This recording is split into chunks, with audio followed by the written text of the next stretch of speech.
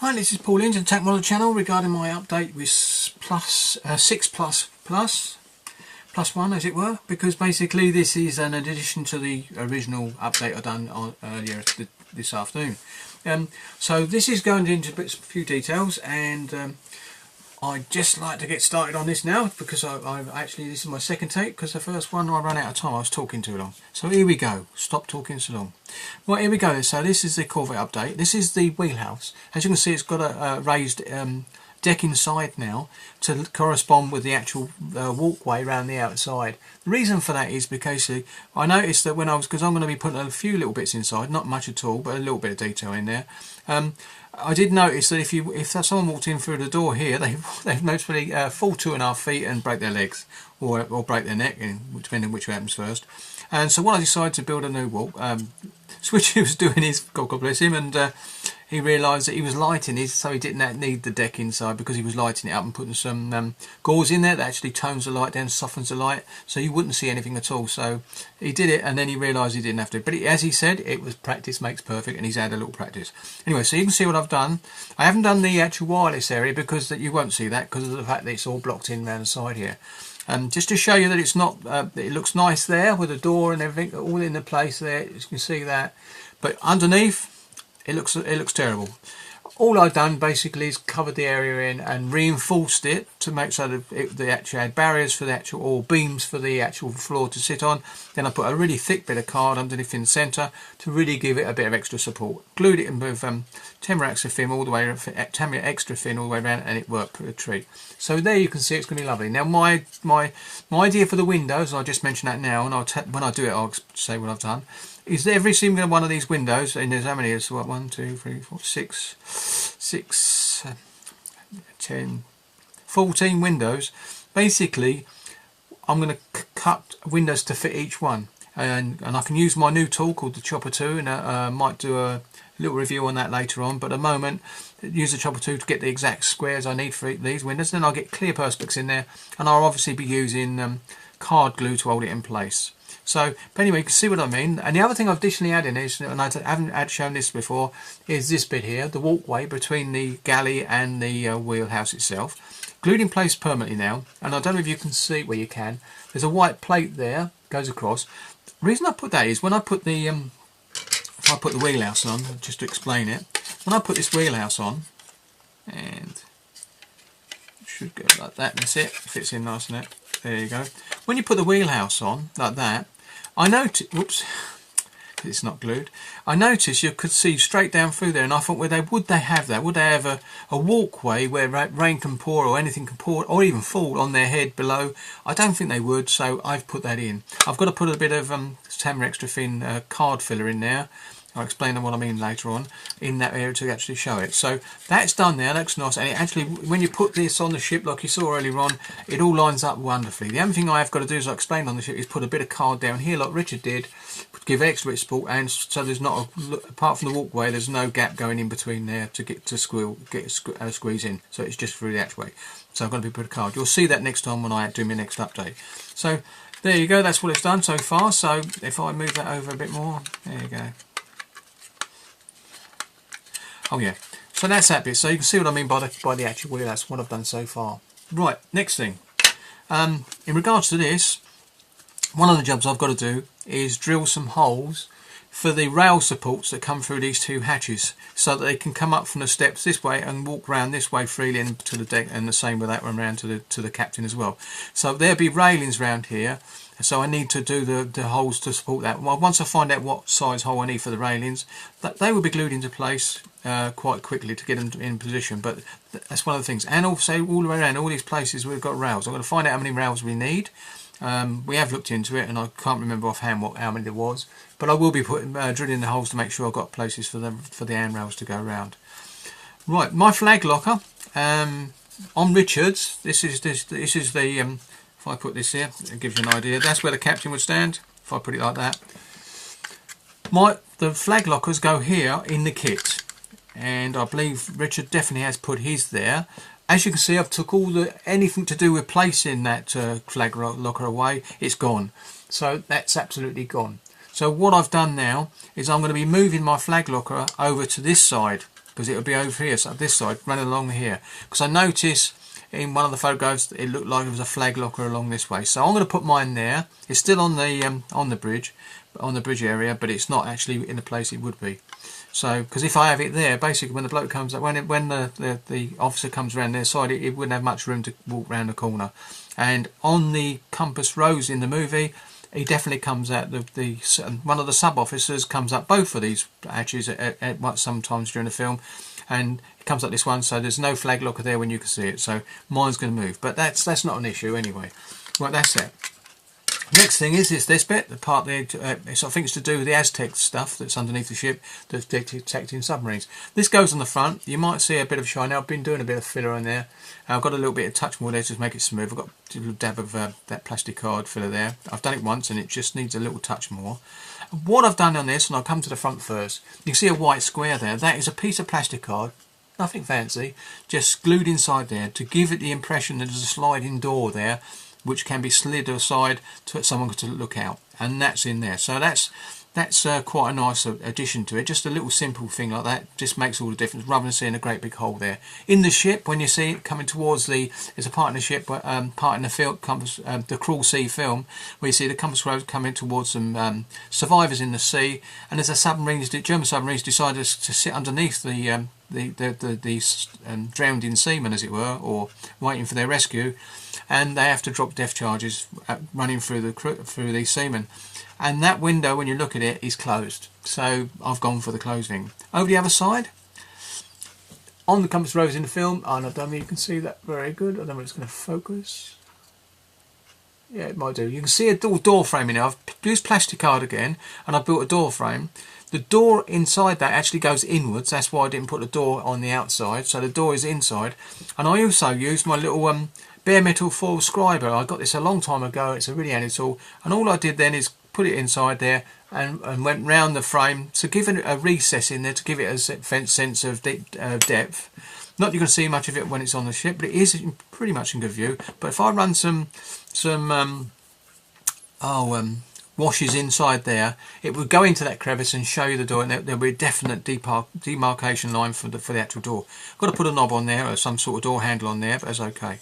Another thing I've got to do, and I think I'm going to be using a 3mm drill to actually drill a hole, and if I put, I'll use this in this position. So just about there's got to be another similar thing to that this outside here, because during the film, not only do you see the first officer looking out through the door talking to the captain, you also see him over this side of the little the actual Aztec deck area room, or it is a room, actual room actually.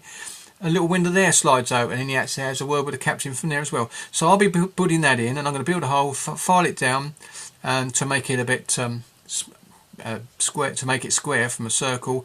And then when I'm happy with that, then I'm going to put a bit of plastic card in there, and I might even have that slightly open just to give it an impression that it's going to be dark in there anyway, so you're not going to see anything.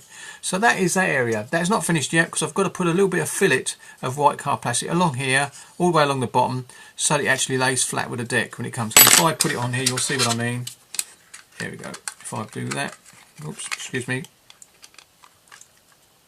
If I do that, you can see a little gap there. I think you can see a gap. The chance of seeing it once everything's in place, but of course there is a wooden deck got to go on there, so it might be a case of we get away with that. I don't know, because it's not that it doesn't go to that bit. It's meant to go there, so there is a gap.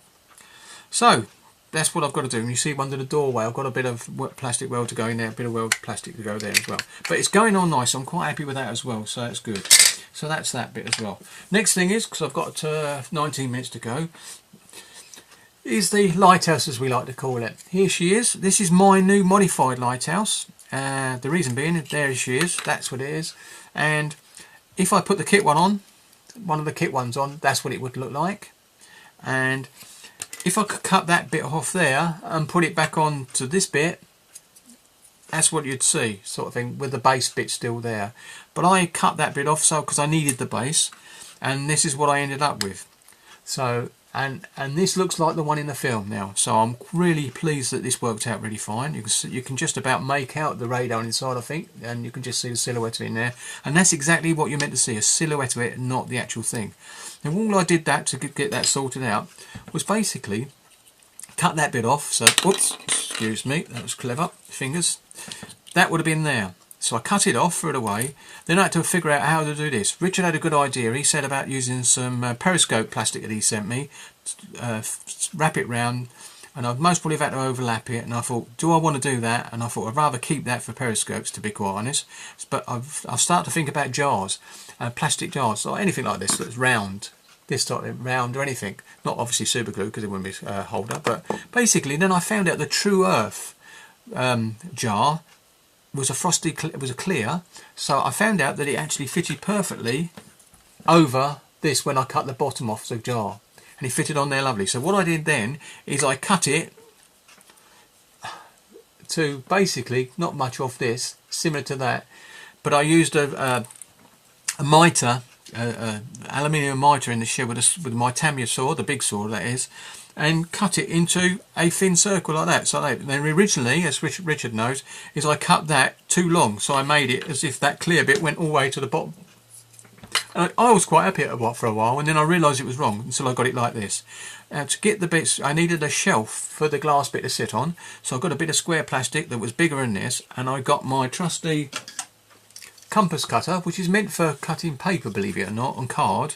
I used this on thin plastic card, and it worked a treat. I'll do that, not like that. I'm going to put that back together because that's better like that. Anyway, and I cut a circle, and then what I did then is cut another circle out of the insert, so I ended up with like a tyre, if you want to call it that, with a hole in it to allow me to still get my trusty periscope, my radar inside there. And if you can see what I mean, it fits like a glove. Now, what I will say is this plastic and the plastic card stuck with Tamiya extra thin perfectly, but as soon as I went to put this bit on, I think this must be made out of like sort of an ABS-ish type plastic. It wouldn't go. So what I did is I found I could get it to tackle it on there, and then I use one of my favourite things for photo etch as well is the old card glue, and this is the Dux Materials Sprocket card glue. Really good. It's a bit like wood glue, to be honest, but it really good. It dries clear as well. But so before I actually glued it in place, I actually used this paper just actually wrap it round to give it all to make it all scratched and sort of foggy, and that's what I ended up with. And then I stuck the top on, which fit perfectly, and I ended up with a compass rose radar housing. And at the end of the day, it's what it looks like. We've been calling it a lighthouse for want of a better word, because if you think of a light flashing round and round, so that's what it does look like. But we call it a lighthouse for a laugh, but really it is a radar housing. Also, you can see I put a door on there because I needed a door on there to get in and out, and you can do see the actual number 1 officer come out there. And I've made it a bit rounded, and if I'm wrong and Switcher notices that, he'll give me a call. But I think it's like a rounded anyway. I'm quite happy with that anyway. But you do see the door, but I think it's more squarish, and I might have to take it off and replace it. But I can do that later. I'll have another look on the film because that's what I do. Another thing is there's a little bit here. They used to have a lamp, like a searchlight on the side of the thing, and there's a little hole there. I've cut it off now because I don't need it. The Compass Rose didn't have that. It will have all the wire railing around it though, so I've still got to have the wire railing around it. But that's okay, that'll be good. And a ladder going up to it. That's all still there, but not that lamp. So it's all completely... In fact, the actual walkway is pretty clutter-free in that way. So, True Earth bottle, cut down the size, and that fitted and worked out a treat. Lovely.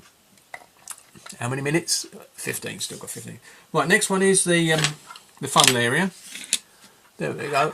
And if I come like that, I don't know, come. There you go, that's better. Right, the funnel area. I'll go into a few details in a minute, but basically the funnel area, as you can see, the main thing is the actual cookhouse stack that comes up and runs up the side of the chimney. It's got an H at the top of it, and if I do this, you'll see what I mean. Like that, and you can see, don't worry about that bit. If I take this off now, because it's no need to have it on because I need that, you can see the oil going through it. And really, that was really excellent. I had a real lot of luck when I was doing it, because you can see it's the same the other side. There you go, that's the other side. I drilled down through. I put a small pilot hole all the way through, and then I drilled down with I can't remember the size of the drill. All I do need is find the drill that's nearest to the size, leaving enough plastic on the outside to actually leave it as it should be. No problem there in the end. I did it. I used my trusty old Tamiya drill, It's quite an handy little tool to have. It is a model kit you build up, and it really does come in handy for all sorts of things. And so as you can see, it come out really nice. But as I said to Switcher, if it during my as I said about in my previous video for this, if that had gone wrong, all I'd done is cut them off and use plastic tube that we've got in our collection, and I think Switcher may even think about doing that anyway. But that was my backup plan. So I always start to do something with a backup plan, because if you don't, you could be in a situation where you've got the chimney's gone wrong and you have got no way of putting it back. So always have a backup plan. That's what I'm saying. You can see it's quite nice, and if I do that, you can see the holes anyway on that cylinder. There you go. Anyway, so I'm happy with that. Right, here we go. So put that to one side. Chimney I'm not going to talk about because I've talked about that in the past. This one now is the cookhouse, and I'm just going to rattle through this quickly. These boxes here, I think you can see them. Them raised bits you can see on there. There you go, you can see them. Ah, that's better. All those raised bits will be wiped off soon. I'll be using my trusty, I call it the Switcher chisel. And that's not a chisel. There it is. There's a chisel. I'll switch a chisel. I'm going to use that one later on to get those off and smooth it down, because I don't need them, because I'm actually, as I said before, I'm putting my own cupboards there, or any cupboards that should be there will have their bottoms raised up so they're actually sitting off the deck, like you see in the actual film. So that's what I'm doing. But what I'm going to go back to is the portholes. As you can see on the other side, I've got white there, and the reason it's white is because I took the old plastic bit out. The holes were too big for the portholes, for these actual photo etch ones that come with the kit. So what I actually did then is I got a bit of plastic card, copied the actual size of the part that went in there, put it in there, glued it in place, let it dry. Then I drilled out the holes with I think it was a 3.5 hole drill, drilled them out, and then put the new porthole covers on the top with the eyelashes, as we like to call them. On this side, on the starboard side, there was no hole at all in the kit, but the point is, when you look at the film, is a porthole for the galley, as I should say, there. So I drilled the hole with a 3.5 drill, like I said, and put that etch part there. The etch part is actually on there with the card glue. It really sticks nice and it stays there. Pretty good stuff. Don't have to always use super glue, and that's put on with a bit of super glue and also card glue to give it a bit extra support. Anyway, so that's really come out quite nice. To actually get that porthole, because that was the same size as the ones that were on there, I couldn't cut that bit out. So what I did is I found out that an old punch, not standard office hole punch, I punched a bit of plastic on, tried it, and it looked perfect. So what I did is I cut another 3 pieces, glued them together, and then stuck it in there, waited for it to dry, put a bit of plastic Tamiya extra thin round there to make it mould into each other. Once it had been dried, then I sanded it smooth, and then I drilled another 3.5 hole in there, and then that whole porthole was back to as it should be, with it along with all the others, so it's the same size as the rest of the ship in actual fact. So that was that bit done. Good, happy with that. Next thing, the trombones. There they are. Don't know if it's going to work any good. Not too bad. But anyway, basically the trombones, same as Switcher, I actually used the Dremel to make them really thin on the sides. You can see how thin they are. And the insides were marked a little bit with the Dremel, because I used the Dremel with the sanding block that spins around, and I've done that. With the smaller ones, and I'll show you a smaller one now. And here's a small one. With the smaller ones, I used the metal burr one to do it, and I had to go very slowly with that as well and take my time. But they are all done, nice thin sides, looking more scaled than what they would do if a seaman was walking past them, same as Switchers is. And what I did for the inside though, to get rid of all the score marks, I used the basic. I'll put that one back. I used this stuff again. I used this to actually coat the inside, and it actually filled the seam up, because it is self leveling. And it filled the seam up lovely, and I'm really happy with that. It's good stuff. I'm going to make a slightly thicker version of it later, not too thick, much thicker, but just a little bit thicker. So I've got two styles to use, and it really came out really well. Put that over there. So that was really good. Happy with that completely. And I think that's really it for this quick update, to show you what all the little sub details that I've done. And as you can see, it's going on, but a ship is a funny thing. You've got to build it up in lumps and bits and pieces. You can't just rush in and build it. And in regards to the painting, like I said earlier on with Switcher, the painting is going to be done a little bit later on. I want to get certain bits. I will be painting some bits inside where I can get away with when I need to, where I can't get to that. But I want to be able to get my brush to anything if I need to do it by hand, or my airbrush. I need to be able to get into all the cracks and crannies. So that's why I'm trying to take my time and sort of look at what I need to do and how I want to paint. I have got other things to build at some similar line. I'm not sure how much of the stuff I'm going to use. But I've got my lifeboats in here, and I just do that. There you go. It's for little ships. Get it the right way up. Little ships, lifeboats. And these are the resin ones, and it gives you a lot of those. I've thrown a bit extra bits of stanchions in here that are not part of this kit, but I've got some bits and pieces to use. So lots of bits and pieces to make up later on. But I think once you get the basic ship done, the rest of it comes up really easy. Now this is the depth charge section, and there's my life rafts itself. They're the actual these are the dinghies, sorry. So you've seen these on the right, but I've got them in the box. I've got 2 sets, and these have all got to be built up. More handrails. I've even got some little ship's life buoys as well, with the holders that actually go on the side. So I've got some little bits of details there as well. A lot of these were got from Hannets. I've even got me Hedgehog's anti-submarine weapon to build up as well. I may do this, or I may use the kit one, but I've got a feeling I'll be using that. As long as I can get the confidence to do it. If I start it goes wrong, I've still got the kit one to fall back on, so there's no real worries, and I just have to do a bit of thinning with the plastic. So you can see I've got sort of quite a few things to do. I've got 7 minutes, so I'm okay for the moment. So there you go. So this glue though is really good. Like I said, you use plastic card, and I think I might have mentioned the other thing. It's really good stuff, and this is runny. And I'm going to make a slightly thicker one because I found the bit. This is all I do really, because I've got a bit of thing. I'll just do this. All I need to do now is make sure you don't drop it everywhere. But I'm going to move that because that's why there's too much in this one. So I have to make sure I don't get off the thing. Good thing is when it dries on there, it just peels off like plastic, so it's not an issue. I'm just going to put a dollop on there again. Yeah, and another little bit there, and then that'll be done. There you go, and just let that dry. And eventually, when that's dry, I'll be able to sand it off and I'll have a nice smooth surface. And being a bit finicky perhaps, but it's nice to try these things out when you see them. And that was from Flooring Models. I got that from. Really good tip. He talked about one of his videos. He talked about different fillers, and that was the one. His go-to one. It was the Tamar Extra Thin. He has got his own formula, and the only reason he said uses this, the other formula, is basically because it's got it seems to not fog the any canopies up for aircraft. I don't build aircraft that often, even though I've got a few to build, but I will be building someone soon. But this was really good, and it works the wonders. I've used it on the ship as well, and it does sit in there nicely. It fits in and dries up level. Obviously, this one is a bit too runny. I'm going to tip some of this into another jar. I think that's what I'll do. And then I'll be able to use the other jar with a thicker consistency, so just to speed things up. But when you sand it, it seems to go to a similar colour to what the plastic does, whatever plastic it's on. So, and you can actually, and he actually has done it. He has actually put acrylic paint in it and a little drop to give him the colour he wants. Sometimes I'm not going to do that because I'm going to have paint over it. But it's a good idea though. If you've got something that's black and you want to put it back, put a little bit into a little cup, put a bit of black paint with it, and do it that way. It's not a bad idea, but I'm going to stick with this. But there you go. So it's really good stuff, and it was Flories that brought that up. There you go.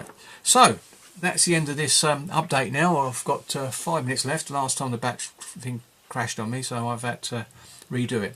So, and also one last thing for Switcher. I drilled it out, mate, and they actually do now all slide out lovely. Fantastic idea. I was peeling off the cover every time, but it's easier your way. Well done. Brilliant one. That was cool out, that was. Also, a thing I got, and I'm using it a lot now for my builds now in regards to the ship, is whenever I want to cut anything square, I use this old little devil and the chopper. It's really, whoops, there you go. Really good. Can't say enough about it for this. It does actually do what it says on the kit. It chops lovely. I mean, I've got a couple of bits of card here I cut earlier on doing a demonstration in my last video, and I've run out of time. But you can get perfect squares or any angle you like with using this, and I like it. You know, I mean, obviously some of the angles you might have to make up yourself, but there's a hell of a lot you can see that can be made up. You can actually put these. These are little clips on the side that hold these in place. The model I use most is a straight edge, all you do is loosen that up, slide that onto there and tighten it up. And then you've got to, whoops, I'll just come in and demonstrate. There we go, come across, line it up, watch the fingers, keep your fingers away from the blade, do that and it's done, and you've got another one. Extra stuff, don't worry, that won't be wasted, that's good. So you can see what I mean, that's a brilliant tool, and I thought I'd better mention that as well. And don't forget the Swisher chisel. Right, that's the end of that video, and thank you very much again. This is the end of the Corvette, Flower Class Corvette video 6 plus video. That's good, it doesn't make sense at all, does it? Anyway, never mind, I'm always fluttering about with this sort of thing. So thank you very much for watching, and I'll see you in the next update. Bye.